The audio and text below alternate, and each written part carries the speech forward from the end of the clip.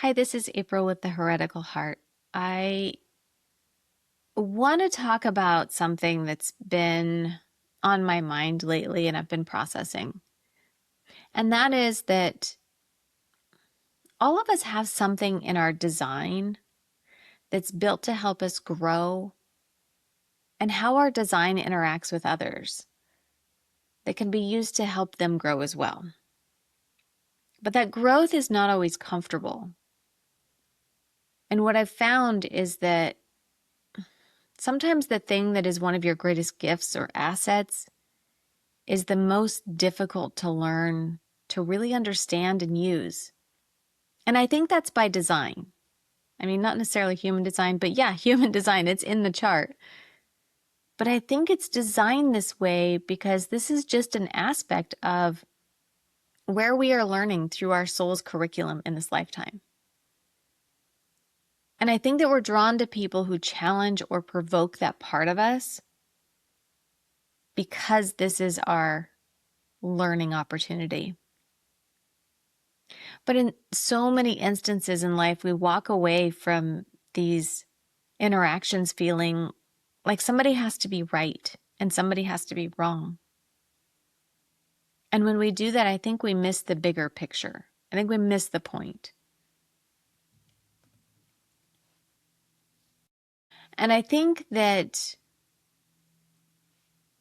we can spend our whole lives feeling like something is inherently wrong with us because this thing gets provoked over and over again. And we begin to feel like something is inherently wrong because if there wasn't something wrong, I wouldn't keep experiencing this over and over again.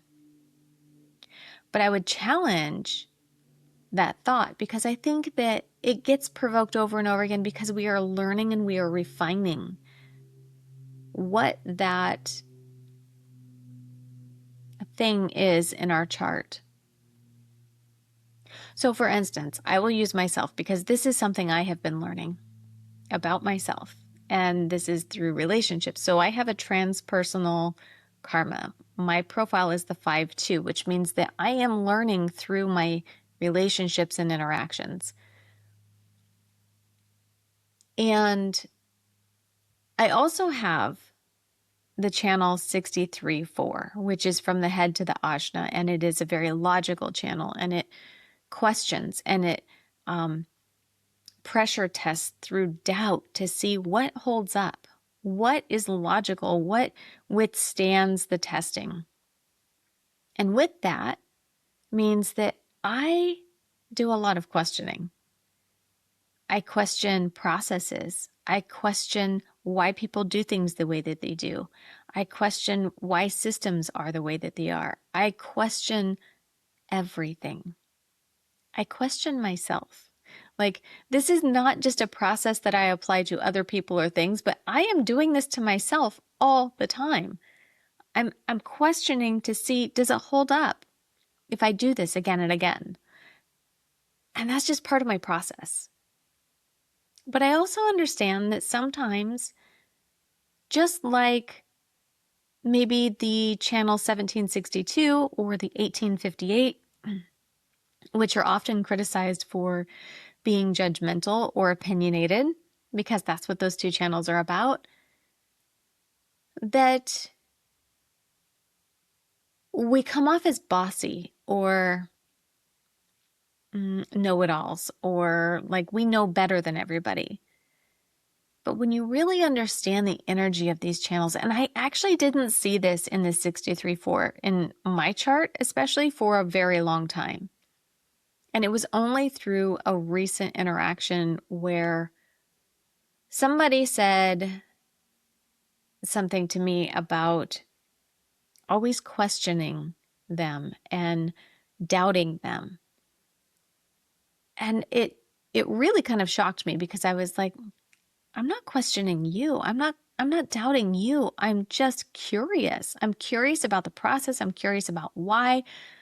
There's a lot of why happening in my brain.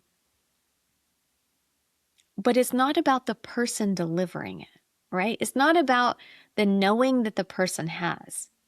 It's about the knowledge itself. Like, where does it come from? How does it hold up? Why do we do things this way? And if you look in my chart, I also have a lot of first line energy. So there's a lot of that, like, let me get to the foundation of things. And gate 4 is in line 1 for me. So there's a lot of this. Let me get to the foundation of the information and make sure that it holds up. And let's pressure test it, because I want to say if it really, really works.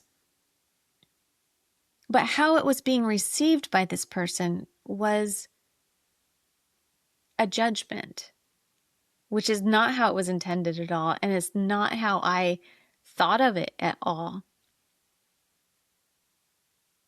And I guess I could say, yes, I could change the way I question things. Yes, I could soften the way I deliver things. And at times I will, 100%. But I also don't think it's fair to ask somebody to change who they are. And what I realized was that for years and years and years, I have asked myself to make myself smaller, to not show up as my full self, to not ask the questions, to not show who I really fully am, because it didn't feel acceptable. It didn't feel like there was space for it in this relationship. It's kind of like if you've ever watched Friends, there's Phoebe, right? And Phoebe's quirky and weird, and we love Phoebe. But nobody really knows Phoebe. Like, everybody wants to know Phoebe as, like, in proximity to, like, I know Phoebe and Phoebe's this quirky, weird character. But nobody really wants to know, like, deeply know Phoebe. It's a novelty. It's fun. It's something to talk about. But nobody wants to get in the weeds with Phoebe, right? Like, nobody really wants to sit down and say, tell me who you are and, like, what you're really about. And let me accept that, all of that about you. So I deeply relate to Phoebe in this way, and maybe you do too, because we all have things in our chart that we perceive and experience one way, and the people around us experience it very differently. And while this friendship didn't survive all of this, it survived for a very long time. And I can say that I'm proud of that.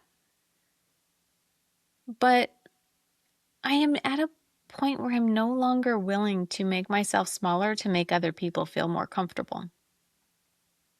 I don't want to hurt anybody's feelings. I don't want to make anyone feel badly. That is never my intention. But I'm also not willing to just fit myself into whatever box somebody else deems is acceptable for me to fit into anymore. And maybe you could say that that's this phase of life. Maybe you could say it's the evolution that we're all in. I don't know. But I know that I'm not the only one feeling this.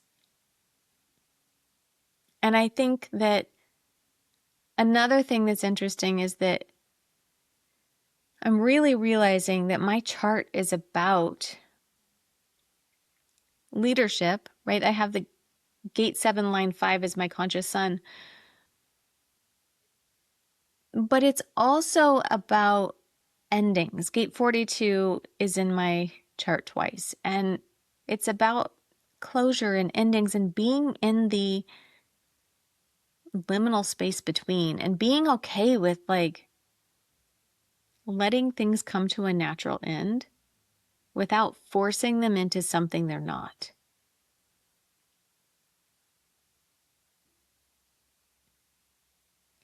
And I've spent a good chunk of my life trying to make things work, trying to continue things that maybe were done and I should have let go. But out of fear or judgment or societal pressures or whatever that was, I didn't let those things complete. And I think I'm at a point now where I'm realizing there's so much benefit in that, in tying up the loose energy of letting go of the things that aren't serving us anymore. And yes, sometimes that means people. It doesn't mean that I don't love this person. It doesn't mean that I don't want the best for this person. But it also doesn't mean that we have to be in each other's lives in the same way.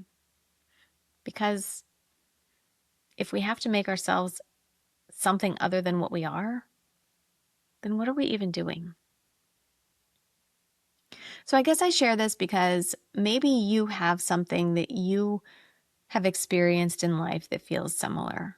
There's a aspect to who you are that is constantly judged, or it comes up in maybe longer relationships, or maybe it comes up in interactions with people you just meet. I don't know what that is, but we could look at your chart and I bet we could find it. Because when you see it in your chart, it gives you another framework for it. So instead of just this thing that you feel judged for or wrong for, you're able to look at it and say, this is actually something that is inherently me, and it's a gift that I carry. But the way I've been perceiving it is that it's a detriment, and it's not. I refuse to let it be a detriment because it doesn't have to be.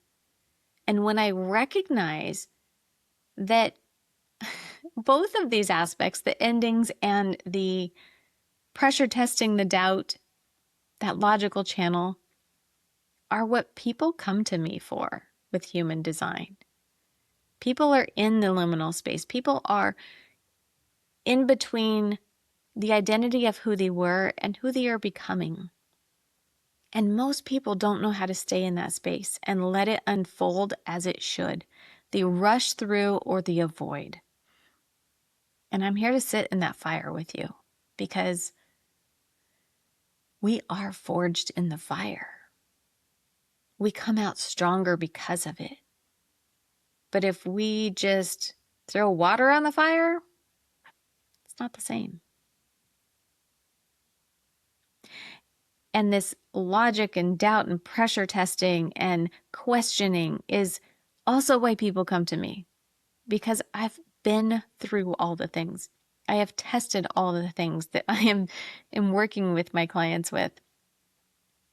And I've done this my whole life. I can go back into my first business with nutrition, and it's such a funny thing, but, and I'll save this for another episode where I talk about all the certifications and things that I've done. But there is this other aspect of looking for the best system, right? So when I first started my online nutrition business, it was like, okay, what is the scheduling system I need? What is the CRM that's going to help me be most efficient at my job? And I seriously signed up for every free trial that there was for every program that could have worked at the time. Tested them all, figured out which one was best, and every time a new one would come out, I would keep testing until I found the one that worked the best for what I do. Is it perfect? No. Do I still use it today? Yes. And I'm not even doing nutrition, and it's built for nutrition, but it works for what I'm doing right now. And until it stops working, I will keep using that, or until I find something else that holds up to the pressure testing of, is this as good or better? I'm going to keep using it because I know I've done the exploration to know that it's what works for me. So I hope this has resonated in some way for you, because it has been an interesting unfolding for me of recognizing that no matter how long we look at our charts, we explore ourselves through these different lenses, there's always a new piece of curriculum that pops up. And it's something that's been there all along. And we just have a new framework for it. We have a new lens to see it through. And we have a new opportunity to be in relationship to it differently. So if this is something that resonates for you, I would love to have a conversation with you about whatever that is in your chart. I am doing a newish offer called the Human Design Oracle Reading, where you bring an aspect of your chart or a situation in your life into an hour session with me, and we explore it together. right? So using my experience, my logic, my intuition, and my knowledge of human design in relationship with you and your lived experience. And we have a conversation about it, of how to understand it, how to reframe it if you're ready for that, or how to be in it if you're not ready for the reframe yet. Like, I am not here to rush you through anything. I'm here to be with you through it. So if that sounds interesting, I'll drop the link below in the show notes, or you can reach out to me through my website, aprilporter.com. All right, take care.